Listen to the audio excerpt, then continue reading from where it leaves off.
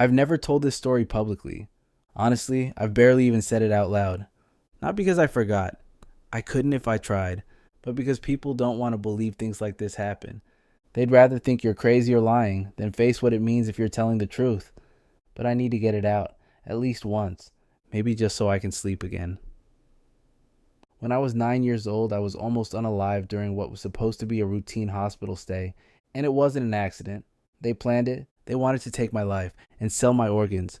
My parents took me to Valley Memorial for what they told me was a simple procedure, a laparoscopic scan to rule out a hernia. Nothing major. We weren't rich, just a working class family doing what doctors said was best. Valley had a good reputation. That's what made it worse. It started off normal. Nurses smiling too wide, clipboards and check-ins. The beeping in the halls felt like a heartbeat, pulsing through the whole building. They gave me juice, asked what cartoons I liked. I laughed. I trusted them until the second night. They moved me to a private room, no windows, no roommate, just one of those stiff hospital beds and a dry erase board with Patient Isaac T scribbled in blue marker. That night I saw a thick manila folder sitting on a cart just outside my door. My name was on the tab. I was curious and bored. I waited until everything was quiet. I opened the door, grabbed the folder, sat on the edge of the bed, and flipped it open. That's when everything changed. It wasn't just my chart, it was a list: names, organs, prices. Next to my name, I saw heart, $95,000. Liver, $42,000.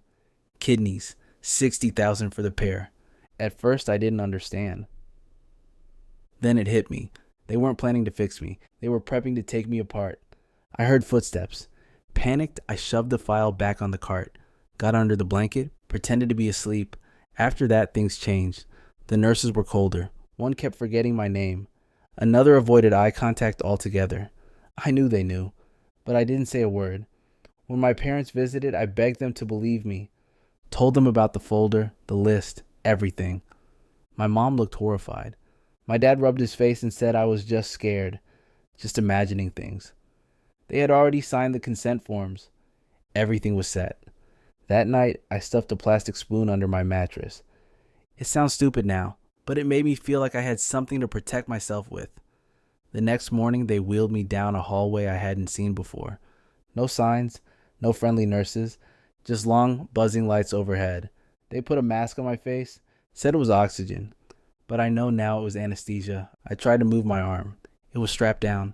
I was fading, and then I saw her, my mom, in the doorway, screaming. She wasn't supposed to be there. After they left the hospital the night before, my dad couldn't sleep. Something I said stuck in his head. They're going to take my heart. He told my mom. They argued, but they came back early. When they arrived, a nurse had just stepped out of my room holding a black binder. My mom grabbed it. She flipped through the pages. There it was. My name, the prices, the surgical notes. She screamed. Security was called. My dad broke through the prep door and yanked the IV from my arm. A nurse tried to stop him. He shoved her back. My mom picked me up. I was limp. Out cold. They ran. Down the hall. Out the front doors. Through the parking lot. Someone tried to block the exit. My dad floored it. They didn't stop until they reached the sheriff's office 2 towns over. I was unconscious for almost 2 days. The drugs had already started shutting my body down. They said if they were 10 minutes later, I wouldn't have made it. Police raided Valley Memorial. They found more files, more names, more families that never asked questions. Some staff were arrested, some disappeared, and the hospital was shut down. Quietly, the news called it fraud, malpractice, but we knew. We knew exactly what it was. We moved after that. New home, new school. My parents didn't talk much anymore. Trauma like that doesn't just go away. I'm 31 now. People look at me and see a regular guy. But I still remember those ceiling tiles. I still hear the beep right before everything went dark.